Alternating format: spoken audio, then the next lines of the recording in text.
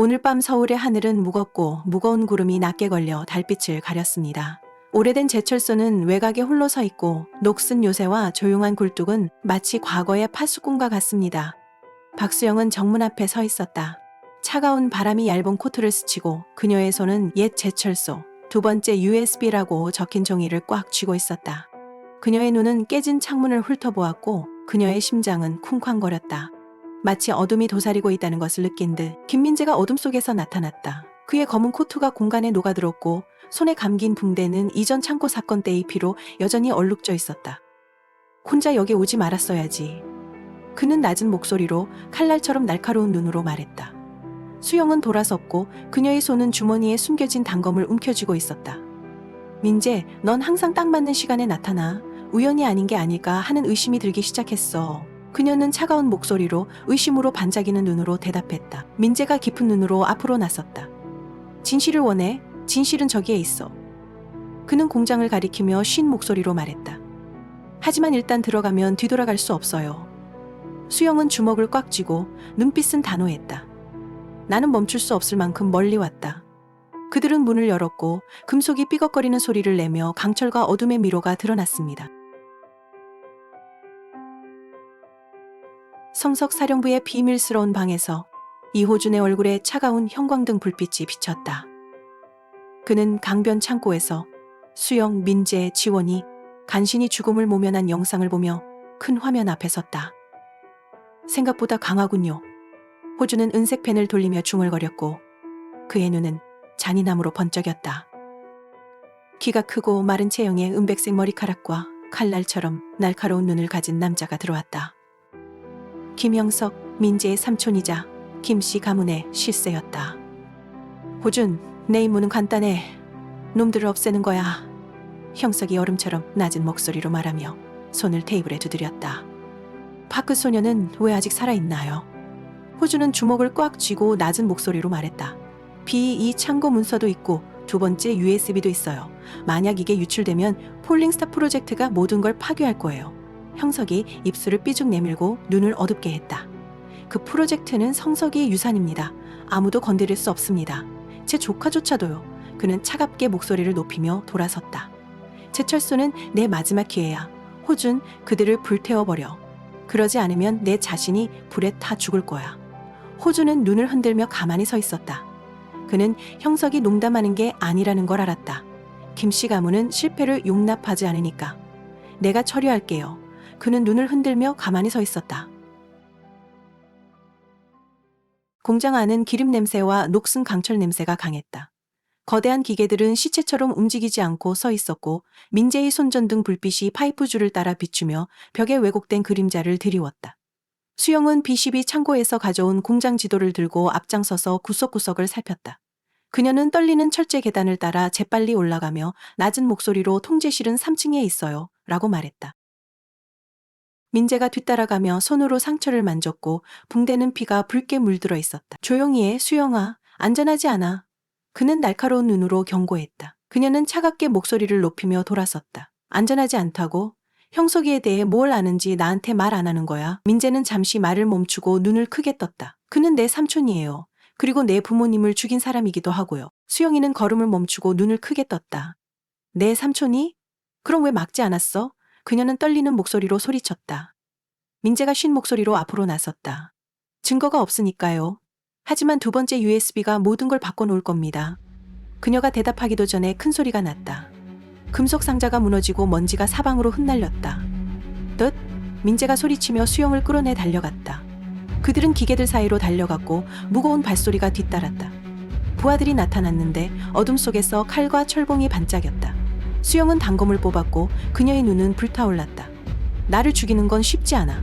그녀는 비명을 지르며 그들 중 한 명을 베어냈고 바닥에는 피가 튀었습니다. 민재는 또 다른 남자를 주먹으로 때려 눕혔고 그의 눈은 차가웠다. 이쪽으로. 그는 계단을 가리키며 소리쳤다. 그들은 3층으로 올라갔는데 계단이 삐걱거리고 총알이 그들의 머리 위로 스쳐 지나가고 파이프가 뚫리고 증기가 뿜어져 나왔습니다. 수영은 기침을 하며 민재를 좁은 복도로 끌고 들어가 통제실을 찾았다. 강철문이 나타났고 전자 잠금 장치가 빨간색으로 깜빡였다. 열어. 그녀는 소리치며 다가오는 부하들을 눈으로 살폈다. 민재는 작은 장치를 꺼내 자물쇠를 해킹했고 피를 많이 흘려 손이 떨렸다. 먼저 가세요. 그는 소리치며 수영을 문 밖으로 밀어냈고 자물쇠가 열렸다. 그녀는 그를 끌어당기고 문을 쾅 닫았는데 쿵쾅거리는 소리가 천둥과 같았습니다. 방 안에 있는 오래된 컴퓨터는 먼지로 뒤덮여 있었고 화면은 깜빡거렸다. 수영은 두 번째 USB를 꽂았고 그녀의 심장은 쿵쾅거렸다. 화면이 켜지면서 오래된 영상이 나오고 영상이 흔들렸다. 민재의 아버지 김태식 씨는 실험실에 서서 긴장된 목소리로 말했다. 폴링스타 프로젝트는 안전하지 않습니다. 이 기술이 실패하면 수백만 명이 죽을 것입니다. 수영의 아버지 박준호가 그의 옆에 나타났고 그의 눈은 단호했다. 태식, 막아야 해. 성석이는 못 따라가. 영상 속 어둠 속에서 목소리가 울려 퍼졌다. 김형석이었다. 너희들 너무 이상주의적이야. 이 프로젝트는 성석이의 미래야. 아무도 날 막을 수 없어. 영상이 바뀌고 화재가 발생하고 폭발음이 들리고 연기가 실험실을 휩쓸었습니다. 수영은 주먹을 꽉 쥐었고 얼굴에 눈물이 흘러내렸다. 제 아버지가 그들을 막으려고 했어요. 민재는 고통으로 가득 찬 눈으로 화면을 바라보았다. 아버지도 그랬어요. 그런데 형석이가 다 불태우라고 했어요. 그는 그녀에게로 돌아섰고 그의 목소리는 쉰 상태였다. 수영아, 내가 거기 있었어. 2008년 화재 현장에 네가 운동장 옆에 서서 부모님을 부르며 울고 있는 걸 봤어. 부모님을 끌어내려고 했지만 불이 너무 강했어. 그는 말을 멈추었고 목소리가 떨렸다. 나는 당신을 구했지만 그들은 구하지 못했습니다. 수영이는 눈을 크게 뜨고 눈물을 글썽이며 뒤로 물러섰다. 네가 그 소년이구나. 그녀는 떨리는 목소리로 속삭였다. 민재는 눈을 크게 뜨고 고개를 끄덕였다. 내가 더 고통받는 걸 원치 않아서 그런 말을 한 게 아니야. 하지만 형석이에게 복수하기 위해 널 지키기 위해 살았어. 수영은 주먹을 꽉 쥐고 눈을 깜빡였다. 왜 더 일찍 말하지 않았어? 난 널 의심했어. 민재가 대답하기도 전에 철문이 터지면서 연기와 먼지가 쏟아져 들어왔다. 김영석이 문으로 들어섰다. 그의 검은 정장은 티끌 하나 없었고 눈은 얼음처럼 차가웠다. 조카야, 너는 항상 나를 실망시킨다. 그는 낮은 목소리로 말했고 부하들이 그를 애워싸고 총을 그에게 겨누고 있었다. 수영은 민재 앞에 서서 눈을 불태웠다. 내가 우리 부모님을 죽였어. 프로젝트 폴링스타가 뭐야? 말해봐. 형석이 눈을 어둡게 하며 비웃었다. 낙성은 성석의 꿈입니다. 무한하지만 불안정한 에너지의 원천이죠. 성석의 아버지와 민재의 아버지는 그것을 파괴하고 싶어 했지만 저는 허락하지 않았습니다. 이 유산을 지키기 위해 그들은 죽어야 했습니다.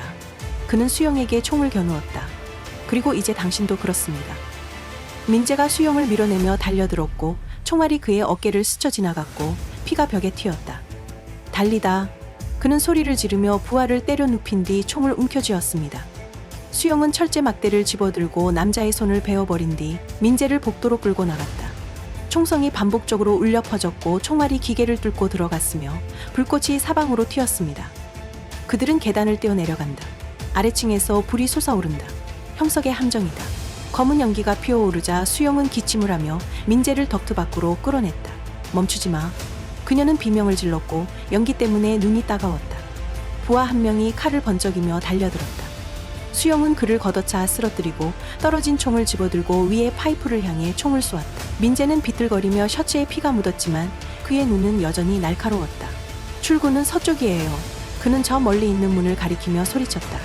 그들은 달렸고 불길은 점점 더 가까이 다가왔고 강철이 깨지는 소리가 죽음의 부름처럼 울려 퍼졌습니다.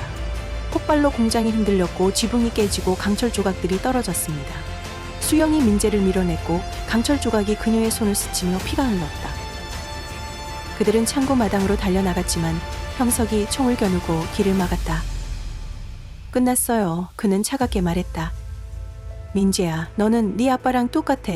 약하고 멍청해. 민재는 주먹을 꽉 쥐고 눈을 불태웠다. 당신은 틀렸어요. 저는 부모님을 죽인 자를 용서하지 않아요. 수영이 철봉을 던지자 형석은 뒤로 물러섰고 총은 빗나갔다.